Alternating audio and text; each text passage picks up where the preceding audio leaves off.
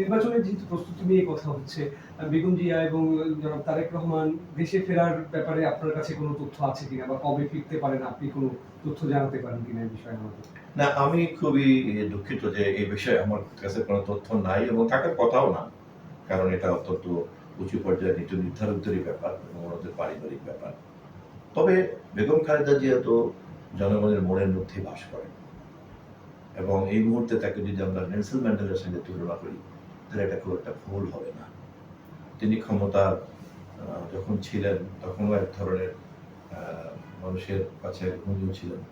রাষ্ট্র পরিচালনা করতে গিয়ে বিভিন্ন সময় অনেক তর্ক বিতর্কের মধ্যে পড়লেও ওনার প্রতি শ্রদ্ধা কখনো কমেছে বলে আমরা দেখি এবং দেশে ওনার প্রতিদ্বন্দ্বীরা বিশেষ করে বিগত ফেসিবাদী সরকার এবং শেখ হাসিনা নিজে যে পরিমাণ অশ্লীল আক্রমণাত্মক ভাষায় ওনাকে, কিন্তু শেখ হাসিনার যখন করুণ পরিণতি হলো তখন বেগম খালেদা জিয়া ঠিকই জাতির অভিভাবক, দেশের অভিভাবক, এমনকি শেখ হাসিনারও অভিভাবকের মতোই কিন্তু কথা বলেছেন এবং শেখ হাসিনার এই ফ্যাসিবাদকে যারা সমর্থন করেছেন সেই সমস্ত বুদ্ধিজীবীরা যারা অনেক বুদ্ধি চর্চা করে মুক্তিযুদ্ধের সেই বয়ানটি তৈরি করেছিলেন, যেই ভুল বয়ানের কারণে শেখ হাসিনার কাছে এই করুণ পরিণতি নিতে হয়েছে, তাদের সকলের প্রতি কিন্তু দেখা গিয়েছে তাদের সকলের ভুল যাতে জাতিকে আরো খারাপ দিকে না নিয়ে যায়, বেগম খালেদা জিয়া কিন্তু সে ধরনের একটি আচার আচরণ করেছেন।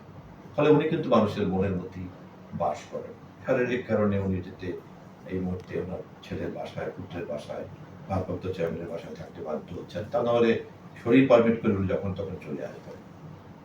আর ভারপ্রাপ্ত চেয়ারম্যানের দেশে আসার বিষয়টা সম্পূর্ণই রাজনৈতিক এবং সাংগঠনিক সিদ্ধান্ত এবং সেটা সম্পূর্ণই দলের সর্বোচ্চ নীতি নির্ধারকের ব্যাপার। আসলে তো সেটা অবশ্যই বিএনপির জন্য একটা বরদানের মতো পরিস্থিতি দাঁড়াবে, কারণ বিএনপির যে তুলনামূলক যে স্ট্যাবিলিটি আছে সেটা নিশ্চয়ই বাড়বে এবং জনসমর্থনও বিএনপির বাড়বে।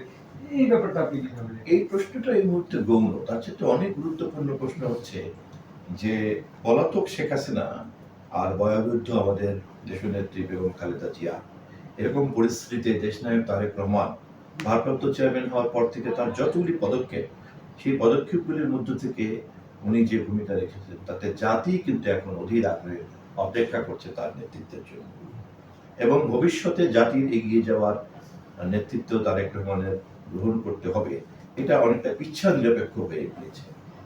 উনি ভারপ্রাপ্ত চেয়ারম্যান হওয়ার দায়িত্ব নেওয়ার পরেই উনি পুরনো রাজনীতির কাঠামোকে ভেঙে দিয়েছেন।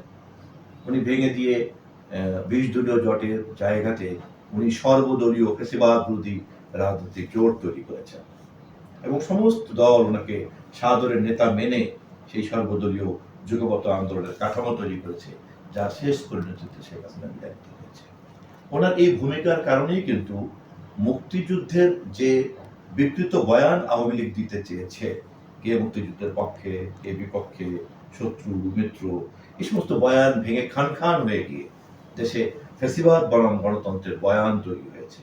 ফ্যাসিবাদের শিখণ্ডী হলেন শেখ হাসিনা এবং ফ্যাসিবাদ বিরোধী আন্দোলনের সকল নেতৃত্বের প্রধান সেনাপতিতে তারেক রহমান পরিণত হলেন। উনি দেশের রাজনৈতিক দলগুলিকে, যেখানে বিএনপির সঙ্গে অন্যান্য দলের অনেক বিচ্ছিন্নতা ছিল, সেটাকে উনি দূর করতে পেরেছেন। সকলের সঙ্গে ওনার এমনকি দ্বিপাক্ষিক সম্পর্ক তৈরি হয়েছে সমস্ত রাজনৈতিক দলের সঙ্গে।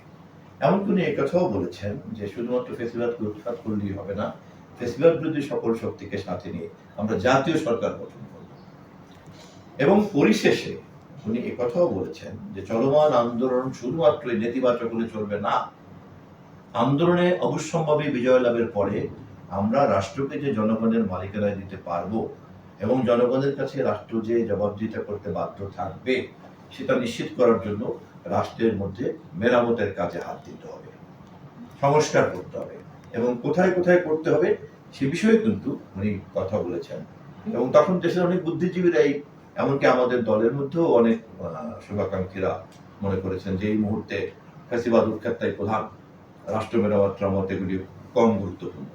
কিন্তু উনি কিন্তু সুনির্দিষ্ট, যেহেতু উনি মনে করেন সেখানে ক্ষমতার ভারসাম্য, ভবিষ্যতের প্রধানমন্ত্রীর ক্ষমতাকে কমিয়ে দেওয়া, অথচ উনি নিজেই কিন্তু ভবিষ্যতের একজন প্রধানমন্ত্রী প্রার্থী। এই প্রশ্নগুলি কিন্তু অতীতে কোনো রাজনৈতিক দল কখনোই তুলে নেয়। বিএনপির সেই কথাগুলিকে ধরে নিয়ে অন্তর্বর্তীকালীন সরকার এখন বিভিন্ন সংস্কার কমিশন করছেন।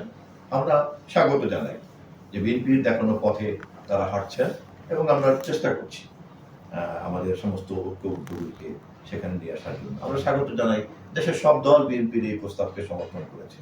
আমরা স্বাগত জানাই যে অবাধ নির্বাচনের মধ্য দিয়ে আমরা এই সংস্কারের এই প্রস্তাবগুলি, মেরামতের এই প্রস্তাবগুলিকে সম্মিলিতভাবেই যাতে ফ্যাসিবাদ বিরোধী চেতনার আলোকে বাস্তবায়ন করতে পারি, সেদিকেই আমরা এগিয়ে যাব।